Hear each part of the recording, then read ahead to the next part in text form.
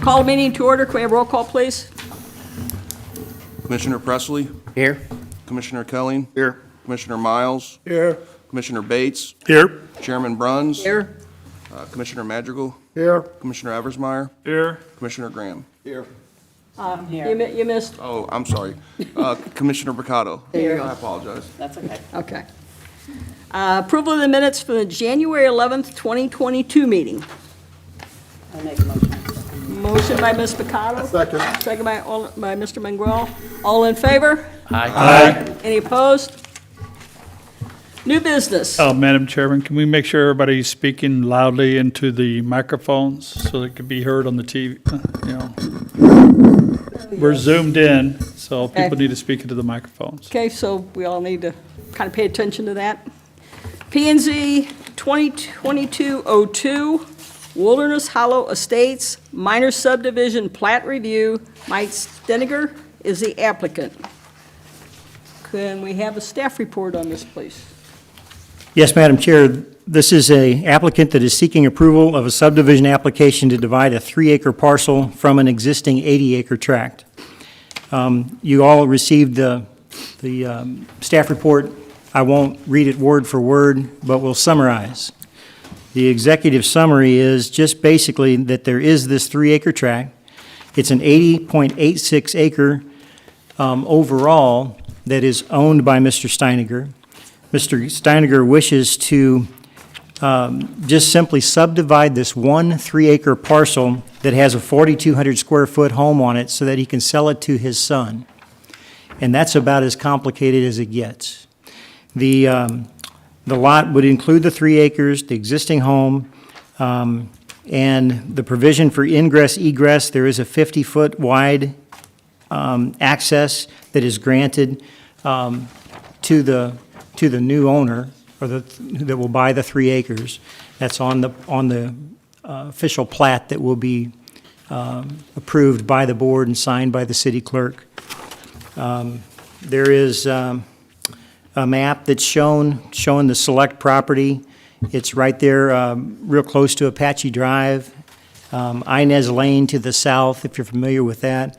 It's an 80-acre tract of woodland that has, it's in Franklin County, but right on the St. Louis County line. So it is in the city limits of Pacific, and that's why he needs to come before us tonight to be able to get this done right. Is there any questions about this application? Or any representatives here for the applicant? Yes, my name is Andrew Steiniger. You want to come up to the microphone and give your name and address, please? Absolutely.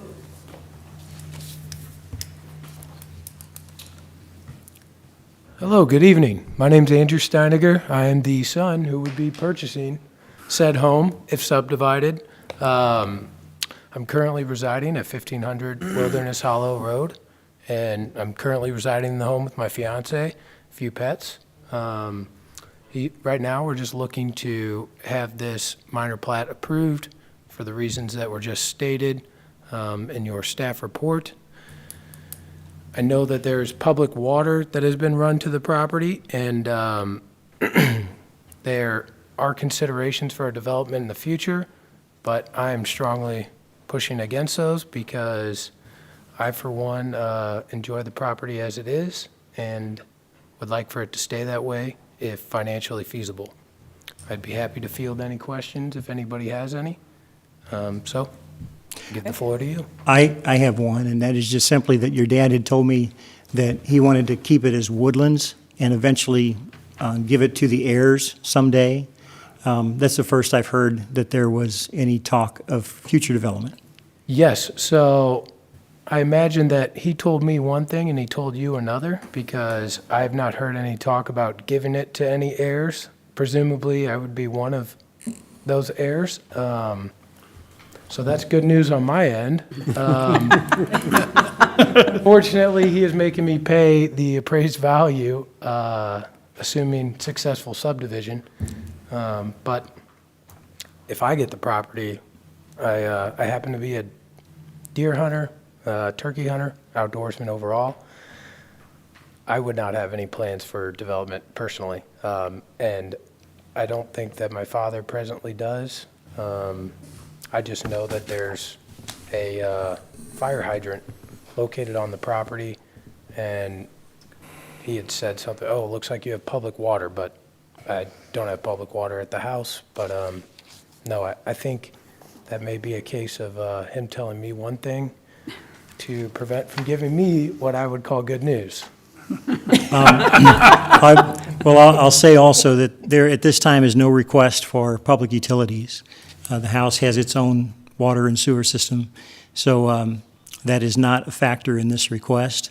Should it be in the future, it'll be looked at differently. Okay, so in the future, if this would go for development, it would have to come back before planning and zoning. Oh, absolutely. And there would probably be water and sewers and Oh. everything at that time. I completely understand. I go in front of planning and zoning boards Okay? all over the state of Missouri, so Okay. I would expect So you'd nothing really less. like to see it stay wooded?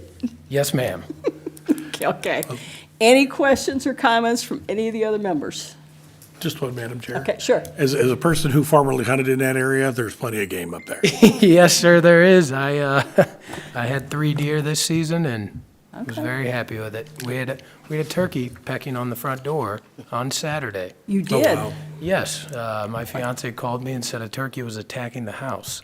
Oh, my goodness. I requested video evidence because I had to see that for myself. Probably trying to get away from the coyote I hear down the hill from, well, you're right down the hill from me, so. Yes, I've been hearing quite a few.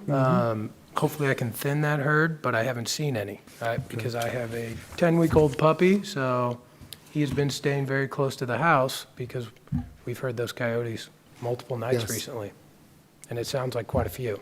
Yeah, they've multiplied. I'll do anything I can to thin that herd for you. Happy to come and help. Well, now you got a hunting buddy. Okay, any other questions or comments? If not, I can let you sit down. All right, thank you. Thank you. I have no speaker cards, so is there anybody out in the audience that has any comment they would like to make? Okay. So now, are we going to vote on this at this time? You can close this public hearing, and then we can, Okay, so this is not really new business, this is public hearing, because it says new business on the thing. Okay, all right. So we're going to close this public hearing at this time, and then we'll come back and revisit that for a vote. P and Z 2022-03, a Cigar Vault LLC conditional use application for Cigar/Bourbon Club. Shane Mayer and Jennifer Blakely are the applicant. Could we have the staff report on this, please? absolutely, Madam Chair. Both Shane Mayer and Jennifer Blakely are here with us, and they have a presentation to give. I'll touch on the staff report again. You had that in your packet, so I'll be brief. The request is to place a cigar bourbon lounge in a C1 downtown commercial district at 115 West St. Louis Street in Pacific, Missouri. This location was posted on the property. The previous subdivision did not require that notice. The cigar bar, the cigar bourbon lounge that would be open to the public in the C1 district. The applicant's also considering a membership levels at some way, it's not yet been determined, that would offer a variety of benefits such as discounts or use of private lockers, for instance. The site, again, it's recently been sold by AX2 Sporting Arms LLC, who formerly operated the firearms sale there. Does everybody know the site that we're talking about? Right next to G's Barbershop, and then on the other side, it's where Wolf Hardware used to be, which is now Merrimack Valley R3 occupies that building. It's my understanding that the applicants have approached the property owners all around them and have very favorable responses. I'm sure they'll share that in their report. Property's in relatively good repair. It's been unoccupied for several months. It's about 1,600 square feet of floor space divided into a front sales office with 2 offices and a small kitchen area in the center, and then rear of the building, another office area. The building has a small gravel parking area to the north, accessed from an alleyway. The map of the comprehensive plan identifies this property as C1 Downtown Commercial District. It has excellent visibility from West St. Louis Street, part of what's known as Old Downtown Pacific, which is the focal point and attention of the Pacific Partnership and the Missouri Main Street area to revive the retail that is rapidly growing. It's really building a lot of momentum. So we feel that this would be a very good, strong fit for that revitalization as well in the uniqueness of this business. I was invited to come in, and I saw an old vault immediately when you first walk in, because this building has a lot of history to it. It was first, in my understanding, I wasn't around then, but it was a bank, and then it became the city's post office when the bank moved down to Rexall Drugs. And then since then, it's been home to numerous businesses, but it's got a lot of history, and it's a very cool location when you first walk in. It's got a tremendously ornate skylight in the front lobby when you look up. Very cool. I think that done right, and if you know the applicants, they do things right. This is going to be a unique place that people are going to come from miles around to witness and be a part of an experience. As far as the specific location, will it contribute to promoting the community welfare and convenience? This proposed use includes renovation and repurposing of this old building. It's a niche market that's presently underserved in this region. The closest location that's been identified of a cigar, bourbon, lounge type business is Chesterfield. We would become one of the only cities around that reaches out to this niche market. So I'm not a cigar smoker, but there are hundreds of people who are. And in this area, in our market, I'm surprised all the time by people that I've been asking since they've come to me, hey, what do you think about cigars? Well, I like cigars. And I never knew that. I'd never seen them with one, but they're there. As far as the bourbon goes, I'm not sure about that, but I imagine it's about the same. So I think these connoisseurs of cigars and bourbon will come to Pacific if we had this to offer. Will it cause injury to the value of neighboring property, and will it not create a nuisance? The business owners that I have spoken with that reside along St. Louis Street have all been favorable. The negative comments that you would expect sometimes whenever there's a new thing coming to town, especially alcohol related, I haven't gotten one phone call, not one. So I don't look for it to be a drag on our economy at all. I think it will contribute and add to it, especially since it is open to the public. There'll be sales tax associated with that, and so that's a really good thing. The occupancy, I talked with the fire marshal. He would expect that there would be under 50 people. 50 would be the max that would be allowed in the building. So you think about parking. Well, they got a little gravel parking lot in the back that's accessed by the alleyway that'll be most likely for employees. Everyone else that comes to the place will be parking on St. Louis Street or perhaps on First, wherever they can find parking, like most municipalities have that situation. They could park in the parking lot on the other side of the tracks and walk if they needed to. So there's plenty in that regard.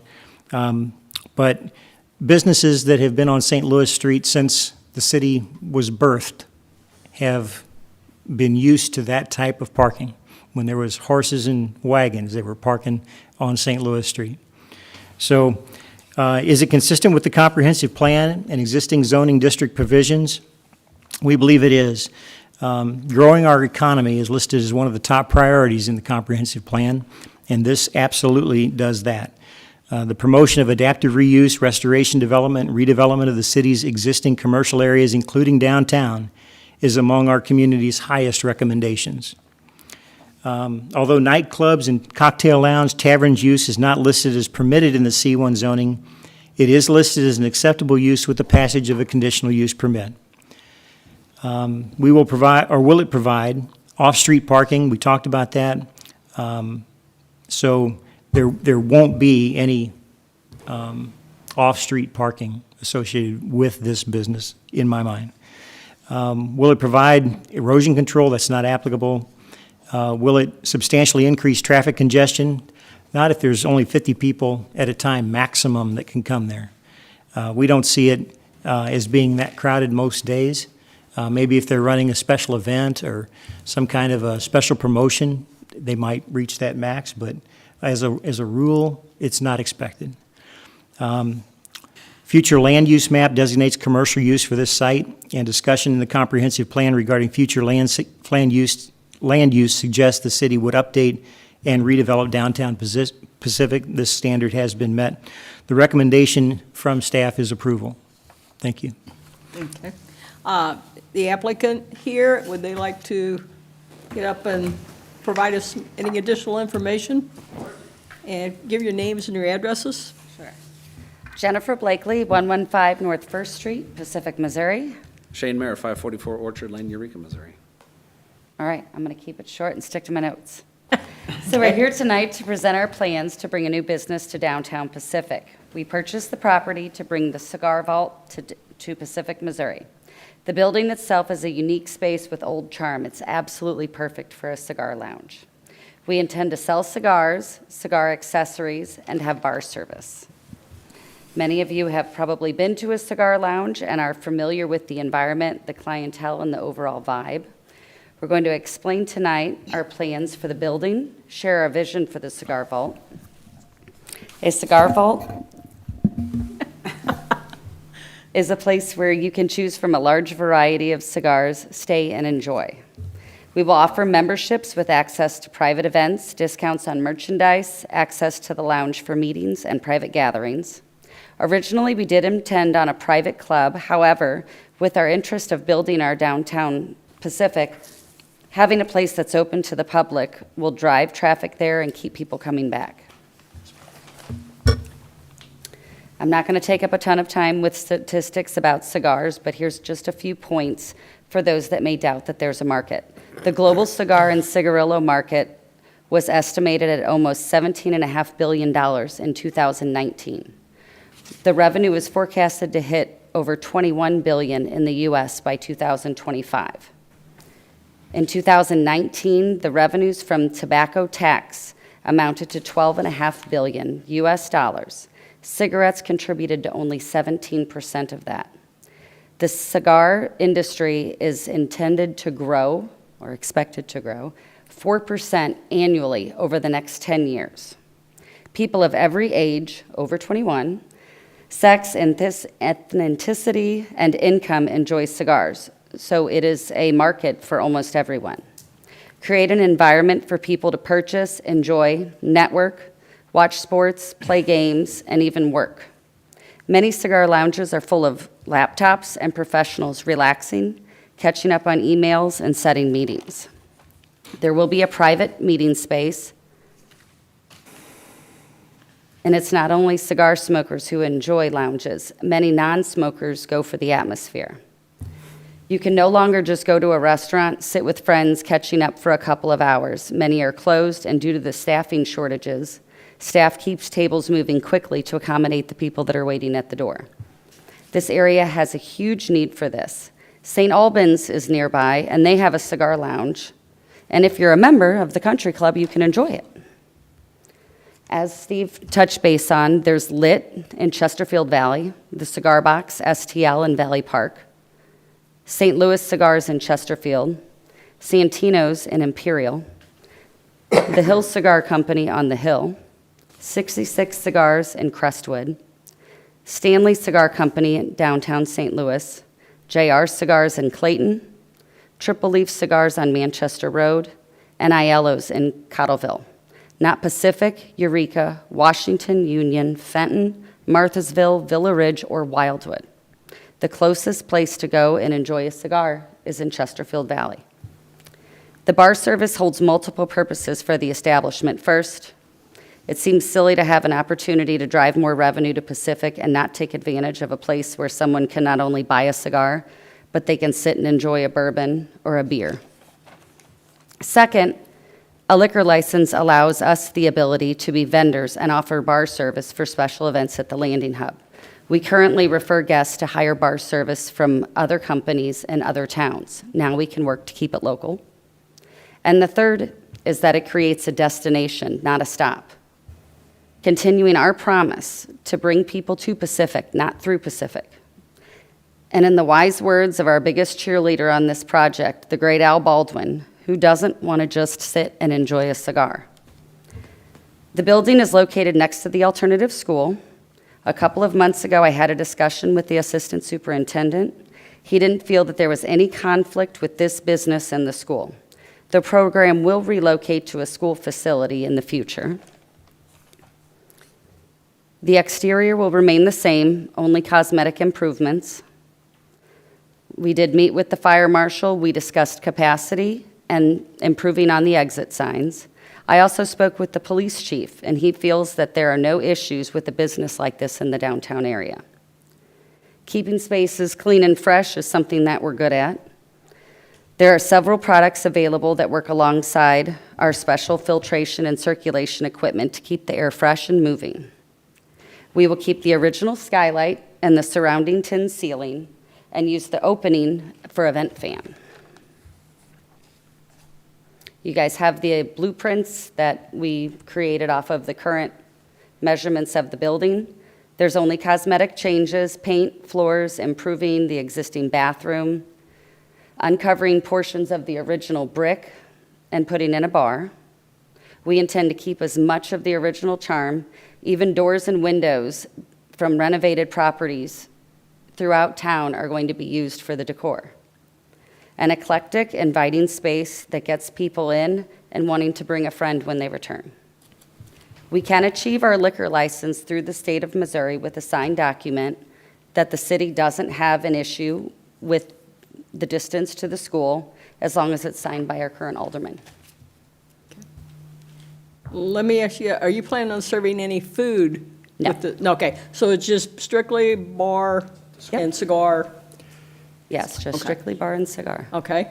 Now I'm going to open it up to the rest of the board here for any questions that they would have. Ms. Picado? I have a question, and it's concerning the bar. When you say the bar, I've been to the cigar bar on the hill.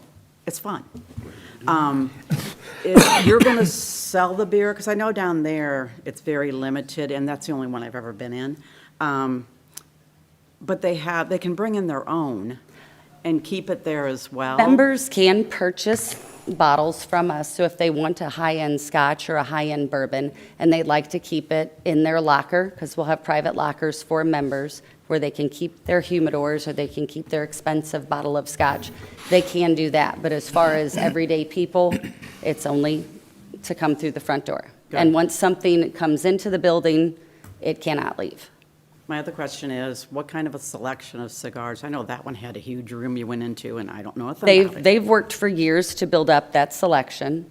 It does take some time, but we have a large bank vault that we intend to fill up.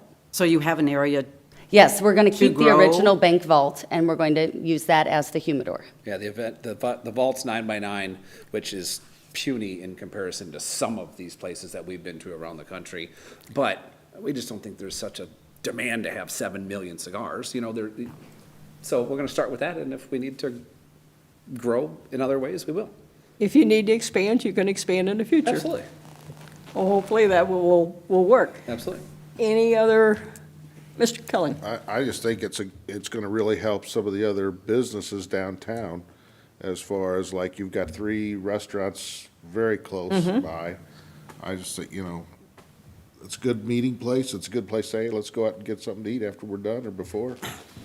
To me, it's gonna help downtown Kids Pacific. can get ice cream, dads can get some. Got a barber shop next door. Yep. Yeah? They're pretty excited about it themselves. No bet. Yes, I spoke with the ladies of the barber shop as well as Jerry. Everybody's excited. They're, okay. This pair runs a first-rate operation at the landing hub. I think most of us had the pleasure to tour the facility, and the type of facility they're opening on St. Louis Street attracts higher end. I've been to cigar bars, and it will bring higher recognition and awareness to the growth of the city of Pacific and our beauty. So you have connections with the landing hub, or? We are the landing You are the hub. landing hub, okay. I We did also not have Pinnacle realize that. Plus Cleaning, so we have a commercial cleaning company as Okay, well. all We right. just got bored. We needed something else to do. Well, there you go, yeah. Mr. Bates? Okay, and I agree with everything that was said. I think this is a perfect fit in that area. Some 20-something years ago, we all sat up here, those of us that have been around that long, and said, you know, we got to do something to make our downtown, not just revitalize, but make it a destination. And I think this is a great fit. However, I'm going to throw out the down note here in the room.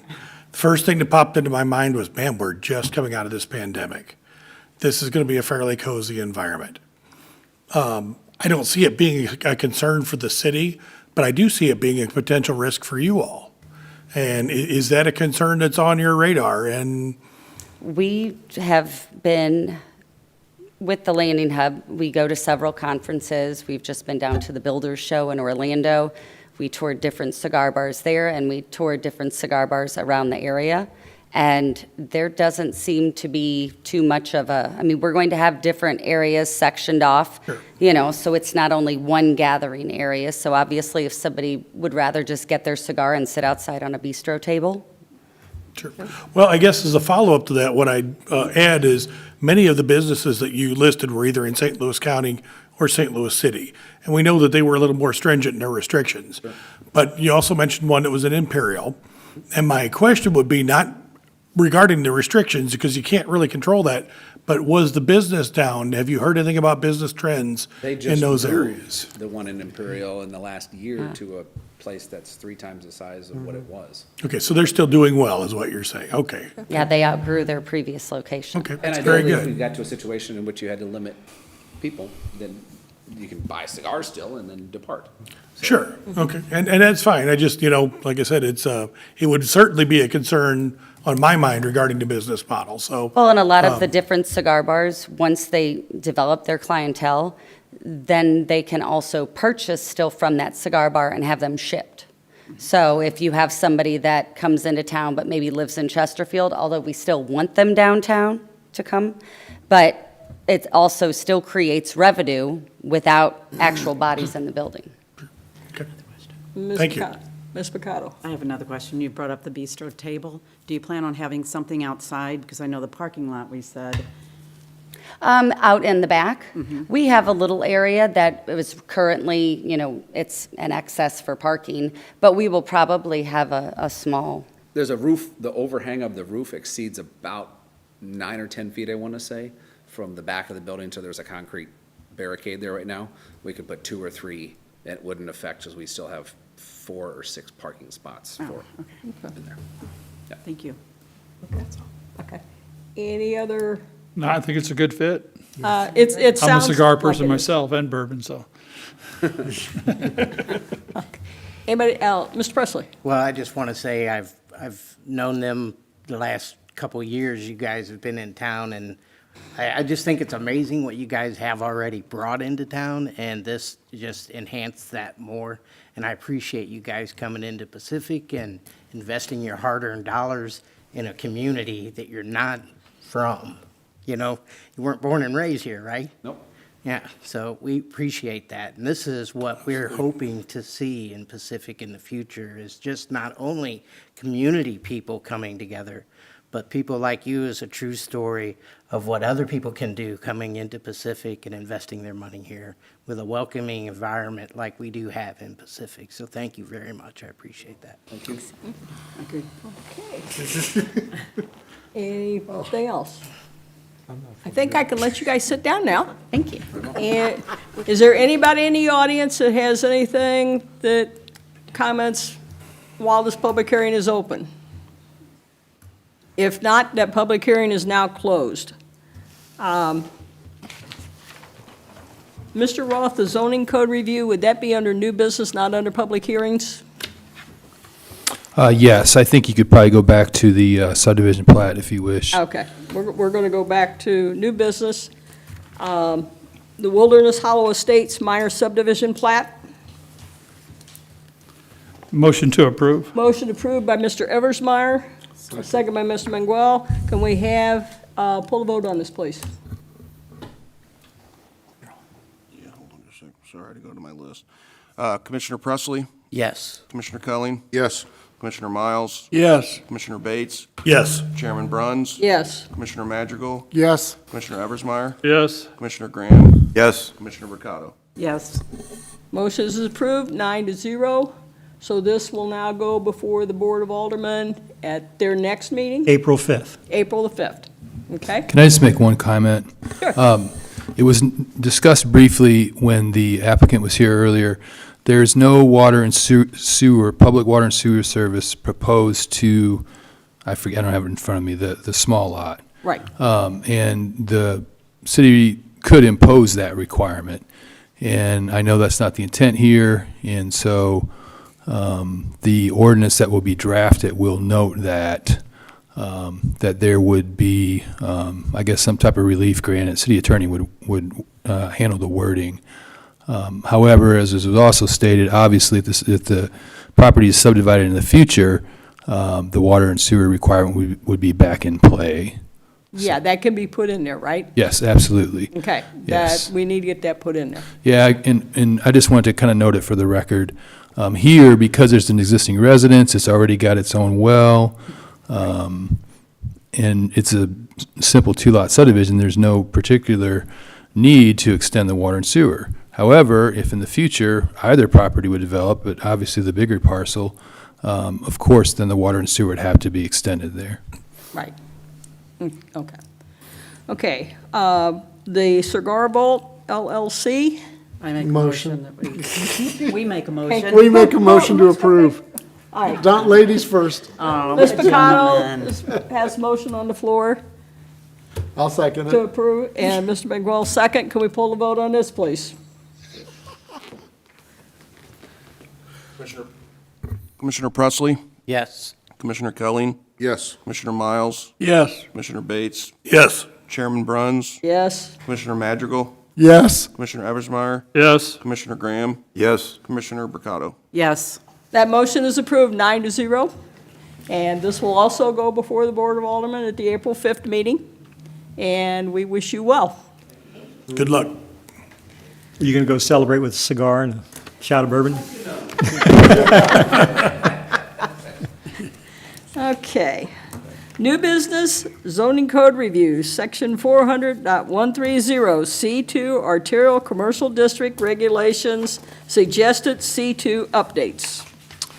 Okay, folks, so the goal tonight is to open the discussion, okay? It's not necessarily to have you vote on something, but it's just something that we need to become more aware of as more and more our C2 zoning, which is the commercial arterial district, is becoming more popular and more in demand.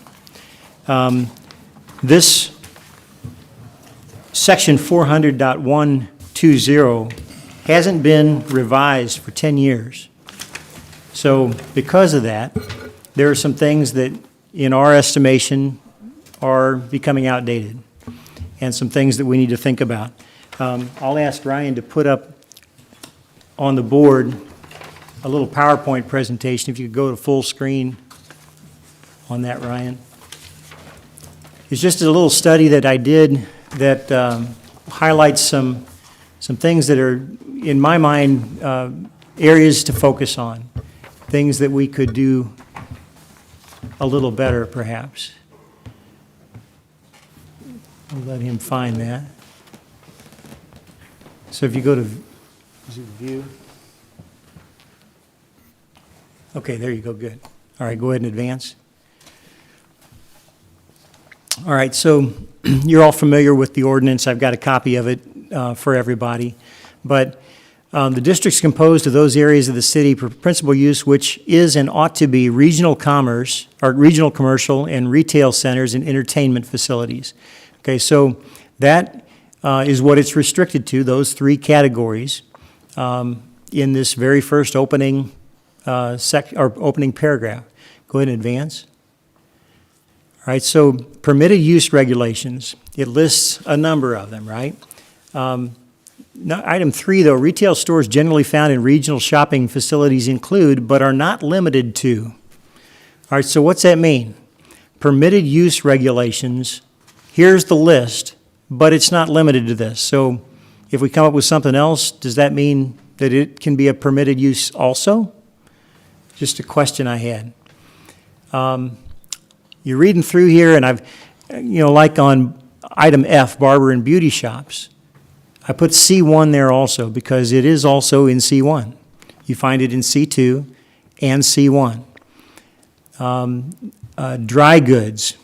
I don't know if any of you ever refer to things as dry goods anymore, but it refers to textile products like clothing, stores. Toys, well, define toy. What is a toy? Is it just a toy store, or is there's, like us older fellas, we have big toys, right, that we like to play with. What is a toy? Florist shops, also in C1. Everything you see that has a C1 is in both C1 and C2. Bakeries, we thought it was interesting that it says it's restricted to the processing of bakery goods for those for the sale only on the premises. There's some bakeries that they want to have a retail section, but they also want to be able to make a few extra donuts and deliver them to some gas stations or whatever. Are we going to limit our bakeries to just be able to produce what they sell on premise?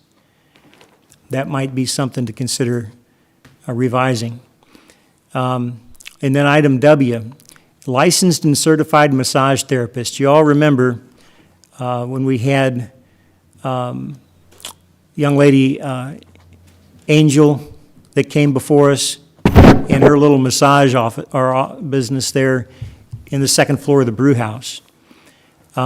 She's a startup, a very young, ambitious entrepreneur that wants to go out on her own. She's been working at one of these larger franchise operations. I won't mention their name, but and she just wants to go on her own and be able to start out. So what do? Very first thing I heard of it, I made sure that she had a business license, and then I also hit her up with a CUP, another $350 that she had to come up with. That was very difficult for that first, just a baby business. So is it something really that we would need? And y'all remember how many people from the public came out and was concerned about that? None, right? We didn't get one phone call. Sent out the 185-foot letters, not one. So I'm suggesting that, some of these categories that we require, because it says licensed and certified massage therapists would be an approved use, but only if they're operating from a hospital, nursing home, sanitaria, barber shop, beauty shop, where barbers and you can read it. But if they're on their own in a little office like that, now it's a CUP, because it didn't meet those standards. So maybe we might want to lighten up a little bit and make it easier for these startup businesses, such as Angels. Go ahead and flip it. Other permitted uses, the offices of a business, institutional, professional, medical nature, banking, churches, legal existing single-family dwellings and medical marijuana. You'll also find all of those in both C1 and C2. This next highlighted part is a sentence that was in there that our state administrator called attention to. It might have a conflict, so we're going to check on it, but it doesn't seem like that we adhere to this any longer, that the construction or reconstruction of more than 50% of any primary structure within C2 has to have a PUD. We did away with that, so we're going to do some more investigation, and that might have cause to disappear. Conditional use regulations, so these are the uses that do require CUP. Sales and services of new or used cars. So we're talking about the C2 zoning district. So that's really all up and down Route 66 in where we are right now is C2 commercial. The downtown district takes over when you get further east of, say, McDonald's, okay? So that's the C1. But C2 is where a used or new automobile dealership would want to be. such as Dave Sinclair. And it just strikes me as odd that we would require them to go through a CUP. Communication towers, okay, absolutely. Golf driving ranges, miniature golf course, hospitals, animal hospitals, veterinary clinic, we've got one of those in the C2 district as well. Outdoor recreation, athletic fields, where alcoholic beverages are being served, recreational vehicle, travel camps. It's not a store, it's a camp. And short-term vacation rentals, any other use deemed appropriate by a zoning officer. So those are the conditional use regulations. Go ahead and flip it. Now, there's a partial list of missing categories here. So these are things that I gave you a handout as well. You've got the C1 ordinance, and then you also had a second piece. And if we could go to that second piece, I'm gonna list these again in missing categories again. So go ahead and advance to the next slide. Okay, that's it. So now we're gonna refer to just the handout I gave you. And you've got the very first thing is uses permitted in C2 but not in C1. It's a very short list. And I'm not going to read all of these in every category, but I'll read this one.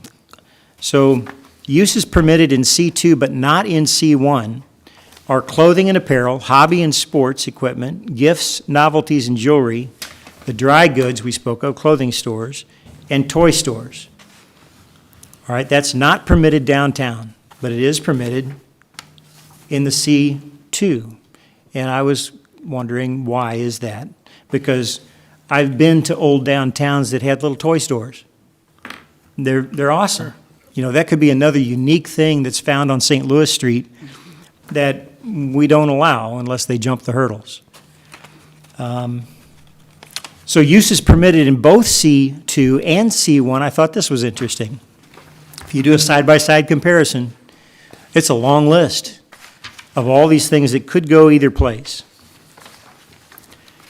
Then you flip it, and you flip the page and you go to permitted only in C1. So only in downtown. You've got this list of things that, some of it, like the second one, stores in which beverages, pharmaceuticals, household supplies, and personal items are sold at retail, like a CVS or a Walgreens. Downtown, you know, that's a C2 if I ever saw one. Right? Let's see another one that strikes me. Only in C1 can we have an undertaking establishment or a funeral parlor. That might be something that someday one of these big franchises want to locate here in town, and they might not be looking for a downtown district to operate in. They want higher visibility from the highway.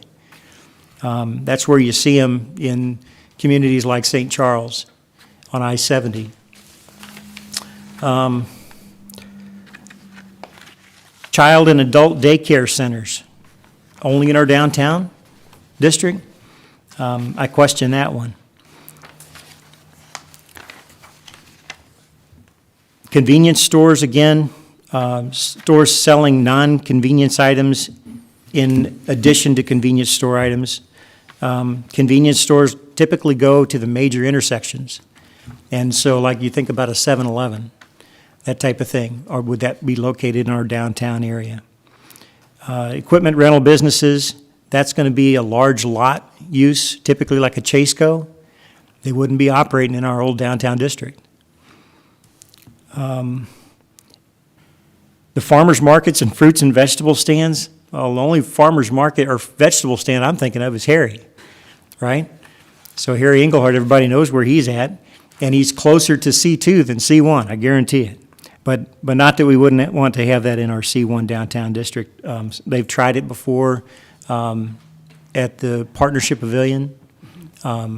Those efforts weren't successful, not to say it couldn't be in the future. But it could be a good draw to C1 district as well. Gasoline service stations are only permitted in C1. Really? But when one wants to come to where it makes sense, In C2, they have to get the CUP. And that's not all bad, but the next one strikes me as bad. Restaurants, not permitted in C2. And how many times do you go into a town and their commercial artery has restaurants all over it? It's the most convenient on-off the highway location is what they can find, is where they want to be. So I think that that's one that absolutely screams for revision. And then the short-term vacation rentals makes more sense that it's in C1 to me than it is in C2.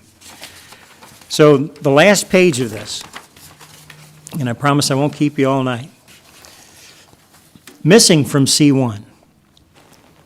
So assembly halls, private clubs, you know what, I think I got a typo on this.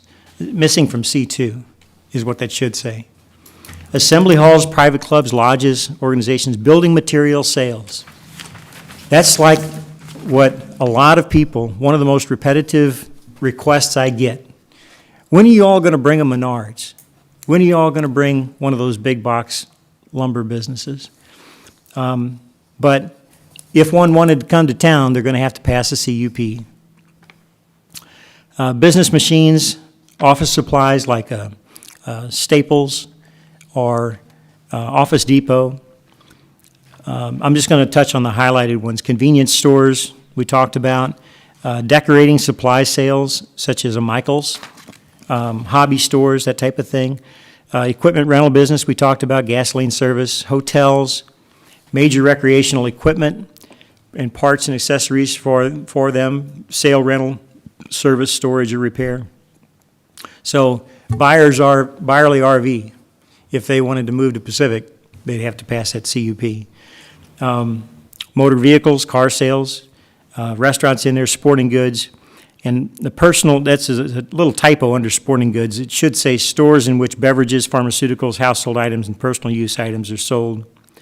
The tools and industrial and farm equipment sales, such as a place like would be competing with Orstland's, and veterinary services. Those are all missing from C1. So I just wanted to call your attention to that and see, is there anybody that feels like I do, that it's time for some revision in some of this? And I wanted to get your input, your recommendations. Yes, sir. Steve, I can talk to some of this. I can't talk to all of it, obviously, but I know that some of this was in place, particularly the ones like you were talking about, like a Menards, a Convenience Mart, all those things. It wasn't that they were meant that, hey, they don't belong there. It was meant that, hey, that would have a significant impact on traffic. And they wanted to make sure that it was properly reviewed along the way. So I don't have an objection at all to what you're proposing, but I do want to put that in there and let you know that, hey, a lot of what is going on, if you put a Menards over here on what everybody knows is the Lazy Larry's property, or the Echo Cam property, I'd think that'd be phenomenal. However, it is going to have a very large impact to the traffic pattern in the city. So it's going to warrant a lot of review. Again, I can't speak to all of this. I'm not even going to try to explain all of it. But I know that some of it was based on that. So it's something to bear in mind that, you know, there has to still be some control process put in for that. We're all hoping for that kind of development someday, you know. And where we're sitting was, you know, 20-something years ago, almost 30 years ago now, was a proposed Bass Pro site, you know. So there could be, this could happen tomorrow. I know, you know, none of us know that something's cooking like that, or at least I don't. But, you know, when people decide to pull the trigger, things happen fast. I know there's 28 acres that, like I said, the former Lazy Larry site, that a lot of folks would look at you funny when you say that nowadays, but, you know, we all know what it is. So I'm all for bringing this up to date. I know there are lots of resources out there that can help with guidelines like this. I know the American Chamber of Commerce is one of them. At least they certainly used to be. But again, whatever you do, we've got to, you know, got to have some controls in place too. So. And I totally agree with you. I don't think we're gonna hit every single solitary type of business that there's going to be on Right. this list. We're gonna miss something, or we're gonna include something. It definitely needs to be reviewed and looked at extensively. But I'm like you, if we would get like a Menards or Home Depot or someplace like that, say the old Lazy Larry site, yeah, it's gonna have a big impact on everybody in this town. So, To illustrate that point, I frequently hear comments about CVS. And why do we let people that are westbound make a turn across a turn lane and into that lane where the drive is at off of Osage, instead of somehow making people go down Lamar Parkway and turn in as was intended? So even though that's certainly not a business on the level of a Menards or someplace, and I keep coming back to that example, there'd be a lot more traffic involved with that. But then it significantly changed the traffic pattern right there on that corner. So,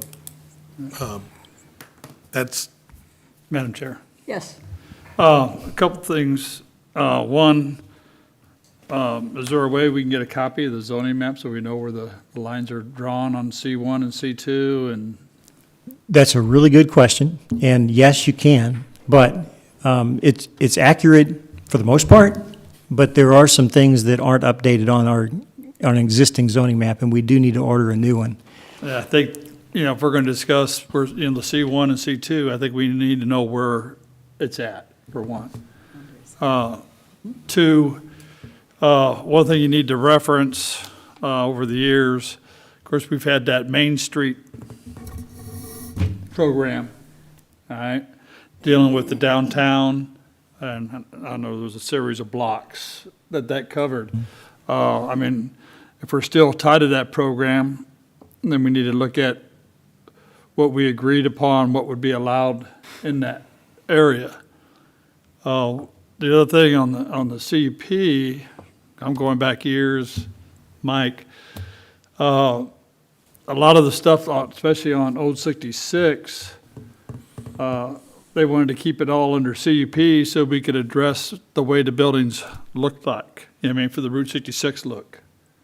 So when you take away that CUP, that's something you need to consider as far as everything on Osage. And the same thing here, one time before Main Street, there was an overlay of a historical 1920s look. It was like a 6-8 block area, which was probably before Main Street program came in. And I don't know if those are still in the requirements. Trying to Have a maintain that 19 old look. Trying to maintain that old look. I think Mike probably remembers. I think that was actually an initiative that started out of the partnership. Again, we're getting back a little bit. I don't know that we ever really adopted that. We talked about a historic downtown district overlay, but I don't know that I it can't remember if really got enacted, at least not to that level of detail where we're talking That about is, the that appearance is of something the that is buildings. part of the discussion of our economic development group that meets with the chamber and the partnership, to have a historic overlay district, and the boundaries have yet to be defined of where that would go. But it is part of the discussion again. I know Jim McHugh had it all laid out at one time. Right, we kind of crossed over a couple different things and programs over the years that you probably need to review. But especially I would like to see the zoning map so we know what areas we were talking about. I'll work on trying to get that zoning map updated. So I don't want to get you anything that's inaccurate information. okay. So I think at this point, we'll kind of wait and get that, and then maybe give the commission members a chance to kind of go over this and review it and have a further discussion at our next meeting. Is everybody in agreement with that, or? Mr. Roth, did you have comment? Steve has taken the lead here, at my suggestion, and he's reviewed it more thoroughly than I have here recently. Obviously, I've been managing the zoning code for many years. In my opinion, there's a few obvious ones that we can address. Massage therapy businesses, for example. I believe restaurants should be a permitted use in C2. We do have some vacant land parcels along Osage right now that might make a good spot for one. And even though a CUP is not a terribly arduous process, it still does take some time and effort. And so I would recommend that we permit them in C2 zones. Those are the two that jump out at me right now. If we were going to get into a wholesale revision of our zoning code, that is going to require some consultant help. You know, I'm not capable of that. Mr. Myers is not. That has been discussed in the past with the commission after we approved our comprehensive plan. And maybe this discussion will eventually lead there. You know, there's some really technical aspects to some of this. Fast food restaurants, for example, many cities do require CUPs. They want to review traffic flow. They want to review stacking and this type of stuff. You know, what I would call more of a sit-down restaurant, I think when I say restaurants in C2 ought to be permitted, my vision is more of the sit-down restaurants. I think that the fast food or that type of drive-through, in my opinion, could be permitted as well, but I would want to review that a little more thoroughly. Was there any of the other kind of obvious ones that I'm missing right now? Well, I think that bakery one is kind of obvious. Yeah. That seems odd to, because most of the bakeries that, not that I eat a lot of donuts. But most of the bakeries that I know of, that are good, do supply to restaurants. Yes. But what if Krispy Kreme wanted to come here? They couldn't without a cup because they do supply to B&H. You know, so I think, I see that, just like you're saying, I see there's several in here that are obvious, but I also understand the need for review of traffic patterns and things like that. I think of Manchester Road, while it's a very well-commerced road, but man, sometimes it's over-commerced. And they have struggled with that for And- many Yes. years, Right. too. You know, Yes. and, I mean, there's a lot of tax dollars there. Sure. And that's not a denial. But also, you know, we want to be accommodating to our citizens that don't want to have to drive down Manchester Road every day. One thing that struck me is the uses that were permitted in C2 but not in C1, the very first one. Those 5 uses there listed, clothing and apparel, dry goods is really repetitive of that, hobby and sports equipment. If we had a little hobby store in downtown on St. Louis Street, why would that not be a permitted use? You know, easily, it should be. Gift store, novelties and jewelry. All of those, I would make the recommendation that they would be permitted uses in both C1 and C2. So those, and a lot of those little startup stores would be very happy to not have to spend that $350. Yeah. I also, I'm sorry, car dealerships. I think that is another one that Steve and I at least had discussed as really, we believe should be permitted.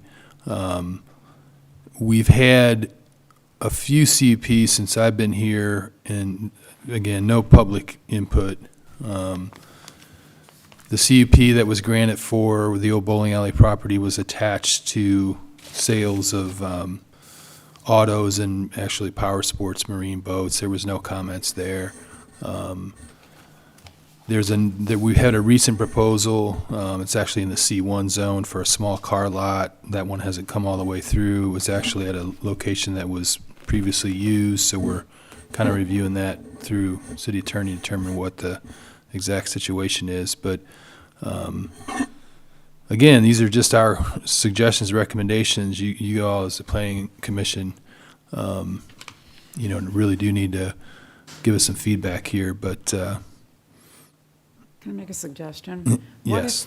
Could you and Steve or someone, maybe the ones that are without questioning, can we maybe at the next meeting or have an hour meeting sometime or another and say, hey, here's what we think on these? And we can do the same thing. We can do our own homework and at least maybe narrow this down to where if there's other information like the map, the zoning map, that we, instead of waiting to get that to do anything, is there something we can do before that while we're waiting on? Yeah, because that actually, the updating of the planning and zoning map might take a while. Yeah. I know, was it 21 Design that did it the last time?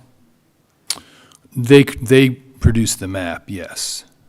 Could Yes. they also be the one to update it? Yeah, but somebody has to tell them what the parcels are actually zoned. And that would be very expensive if you had a consultant do that for us. What needs to happen is we, as staff, need to go through the mapping and determine what the zoning district classifications are and then have somebody map it. The mapping isn't really the difficult part. It's more the staff time to determine the actual zoning district designations. Right. But we'll get to work on it.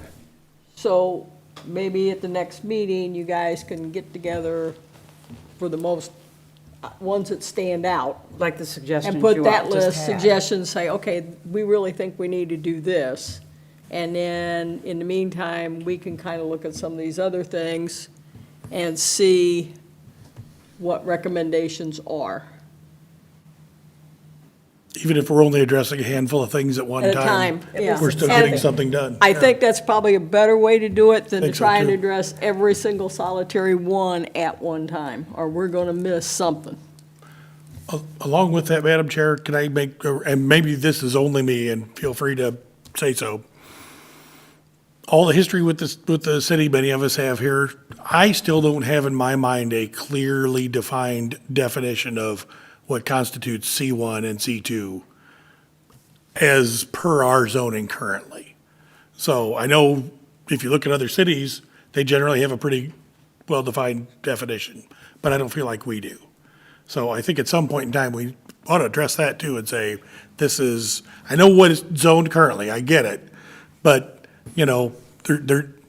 it's fine to draw lines on a map, but we need to know why we're drawing them. Exactly. Okay? Yeah, and I agree, and I've had that same thought since I first came here. So, yes, I think that would be helpful. My vision of that, frankly, is the C1, the historic commercial district, ought to be, frankly, more limited. And that the C2, the arterial district, probably should be more widened in scope to basically be centered around Route 66, obviously. But, hotels is one that he brought up. That is not a permitted use in C1. And,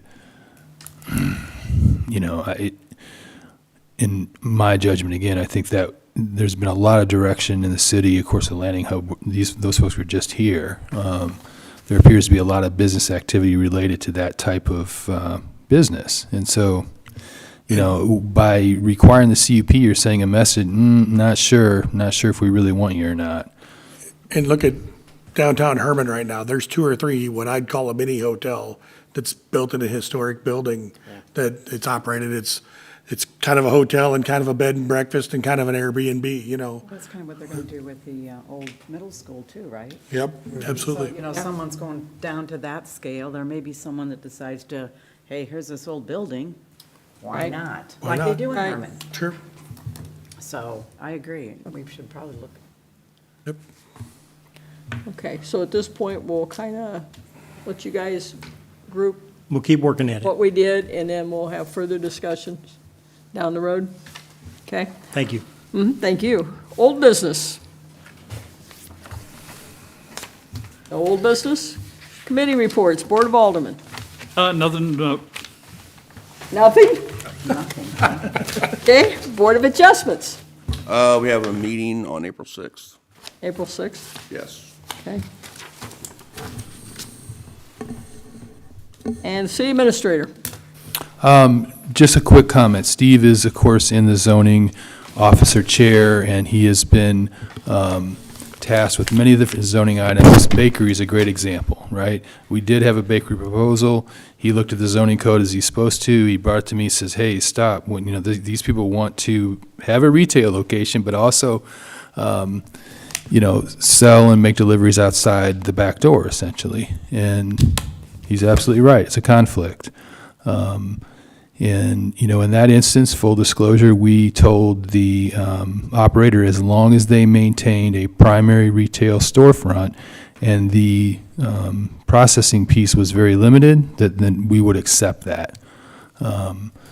And, you know, right or wrong, but we felt that here was someone wanting to come to the downtown district and open a bakery. That, frankly, the last thing we wanted to do was put up an obstacle. You know, and so I just want to kind of give credit to Steve there for being the front immediate point of contact, and then, you know, it's a constant conversation almost on a daily basis, these zoning code issues. One of the things that Mr. Roth had said in that conversation that I, you know, when he wants to be able to come, this baker, and he sell cakes and deliver them, sell some excess donuts and deliver them. If we were to restrict him, it would put a hindrance on his business. He might go elsewhere, right? And it's just something that if there is a way that we can try to figure out how to make it work, we want to try to do that. So I was really grateful that he helped in that instance. So you guys are saying there's a bakery coming? The bakery coming? Yeah. Strong possibility. Okay, good. St. Louis. Cool. Good deal. No, East St. Louis Street. Oh, I'm like, what? Very good. Bring them. Okay. Nothing else, Steve? That's it. Okay. There being no other questions, comments, concerns, I'll entertain a motion for an adjournment. I'll make a motion, we go home. Motion by Mr. Miles, Second. second by Mr. Presley. All in favor? Aye. Meeting adjourned. That was a good meeting. Yeah, I got the sinking Oh, chair. no. I've had that one. One of the shortest guys in here.